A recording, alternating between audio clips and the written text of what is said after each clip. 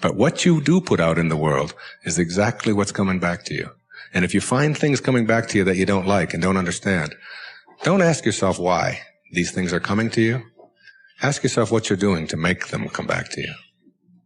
And when you start putting the responsibility on yourself, you'll start seeing dramatic changes. Dramatic changes. And there are people who come to me and who came to me for years when I had my own counseling practice and so on, and they would say to me, I just keep attracting the same kind of people, the same kind of events, the same kind of losers into my life. Why is that? Why do I keep doing that? And I keep attracting an absence of abundance. I just can't seem to attract abundance into my life. I'm always behind the 8 ball. I'm never getting ahead. And I suggested to them, I said, did it ever occur to you that that's the very kind of message you're sending out to the world and out to the universe? That the ocean of abundance is there. And you can go to that ocean of abundance and you can take a Mack truck and you can fill it up 20 times a day and take it out of there, and guess what? It doesn't impact at all the ocean of abundance. It doesn't even go down a zillionth of an inch. It's unlimited. Or you can go to the same ocean of abundance with a eyedropper. And you can just take this much out once a month and say, that's all that seems to be available for me. And the interesting thing for me is that when people go to this ocean of abundance, this unlimited world, all that I have is thine, it says in the holy books. All that I have is thine. It's all there for you. But if you believe inside that it's limited, that you can only get so much, that other people are going to get it before you do, then you'll find yourself creating that very same thing. And people who write to me, I send them something. When I encounter somebody that needs help of some kind, I'm very often just giving that to them. And then I find that it just keeps coming back into my life. And once I shifted that energy off of what can I have into what can I give, it seemed to me that the universe responded back with the very same message. What can I give to you? And the most incredible and wonderful and beautiful abundance has flowed into my life in every way that I can possibly think of.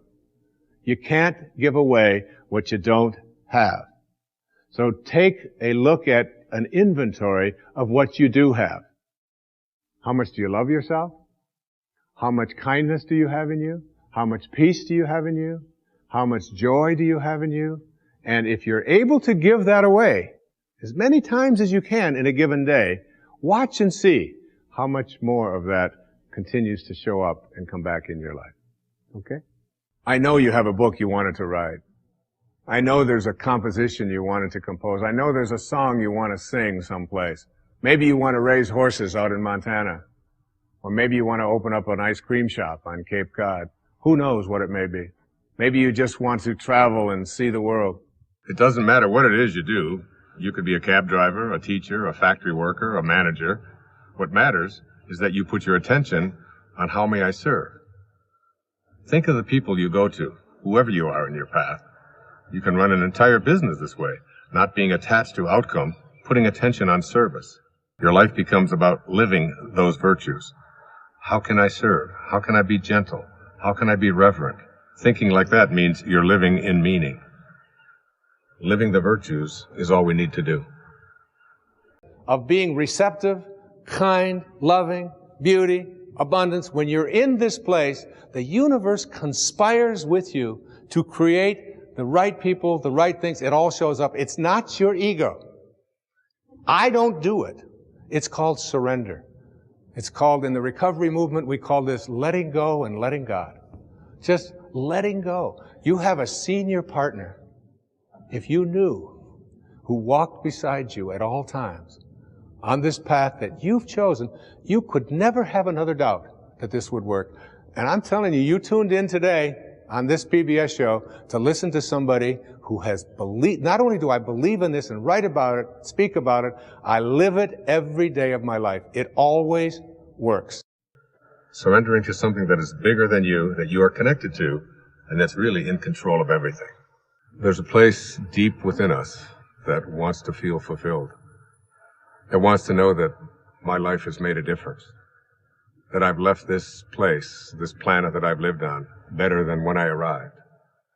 That someone's life has been profoundly touched because of my existence. We all want that.